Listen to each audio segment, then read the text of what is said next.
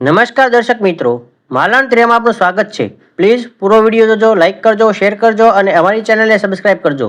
મહુવા નાગરિક સહકારી બેંક લિમિટેડની ત્રીજી શાખાનું મહુવા ખાતે ભવ્ય ઉદ્ઘાટન. મહુવાની નામાંકિત અને ગ્રાહકોની વિશ્વસનીય સહકારી સંસ્થા શ્રી મહુવા નાગરિક સહકારી બેંક લિમિટેડના યશ કલગીમાં વધુ એક સુવર્ણ પીછું ઉમેરાયું છે.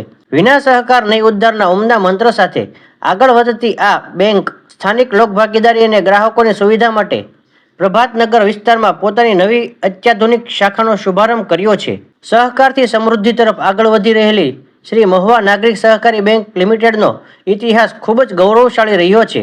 2 માર્ચ 1956ના રોજ માત્ર એક શાખા અને 495 ઉત્સાહી શેર હોલ્ડર્સ સાથે સ્થાપવામાં આવેલી આ બેંકે આજે વટવૃક્ષ બની ચૂકી છે.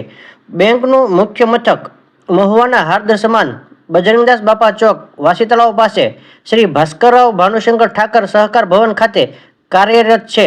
જ્યારે ગ્રાહકોને ડિજિટલ યુગમાં સુવિધા આપવા માટે બેંકની એપીએમસી માર્કેટિંગ યાર્ડ ખાતે શાખા તેમજ એટીએમ સેવા કાર્યરત છે.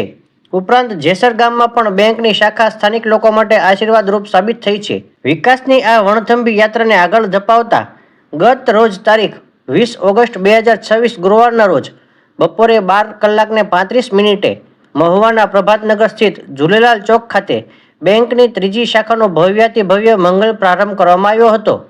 આ પ્રસંગે વાતાવરણ ભક્તિમય બની ગયું હતું. જ્યારે વિદ્વાન બ્રાહ્મણ દ્વારા શાસ્ત્રોક્ત વિધિથી અને વૈદિક મંત્રોચ્ચાર સાથે પૂજા અર્ચના કરવામાં આવી હતી. ત્યારબાદ શ્રી બિપિનભાઈ સંઘવીના વરદ હસ્તે પરંપરાગત રીતે શ્રીફળ વધેરી અને રિબિન કટ કરીને આ નવી શાખાનું વિધિવત ઉદ્ઘાટન કરવામાં આવ્યું હતું. આ ગરિમાપૂર્ણ અને મંગલમય અવસરે શ્રી મહુવા નાગરિક સહકારી બેંક લિમિટેડના બોર્ડ ઓફ ડિરેક્ટર્સના તમામ સભ્યો ખાસ ઉપસ્થિત રહ્યા હતા. આ નવી શાખા ખોલવાથી સમગ્ર સોસાયટી વિસ્તાર અને આસપાસના નાગરિકોને હવે દૂર સુધી જવું નહીં પડે અને તમામ બેન્કિંગ સેવાઓ ખૂબ જ સરળતાથી, ઝડપથી તેમજ ઘર આંગણે ઉપલબ્ધ બનશે. બેંકના આ પ્રગતિશીલ કદમને બિરદાવવા માટે સમારોહમાં અગ્રણી સાધુ સંતો, રાજકીય તેમજ સામાજિક આગેવાનો, વડીલો, સ્નેહીજનો અને મોટી સંખ્યામાં મિત્રો ઉપસ્થિત રહ્યા હતા.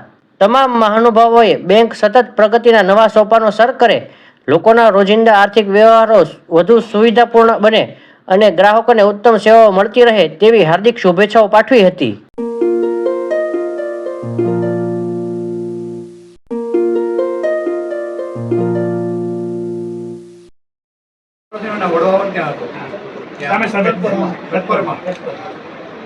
આમની લગભગ 6ઠી પેઢીએ પ્રાગજી સંઘવી હતો, પ્રાગજી સંઘવી, અને એને ત્યાં બગીચવાડ ઉતર અને બહુ જૂનો નાતો બગીચવાડ અને એને ત્યાં બગીચવાડ ઉતર અને બહુ જૂનો નાતો બગીચવાડ